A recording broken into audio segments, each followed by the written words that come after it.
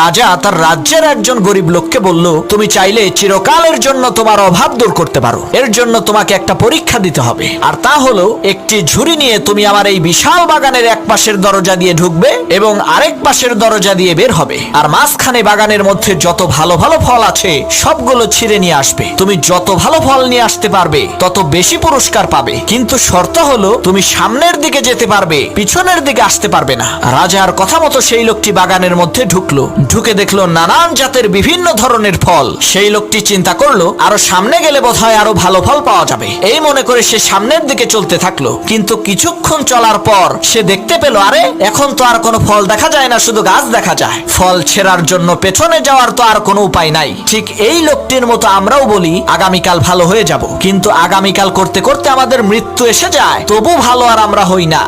এক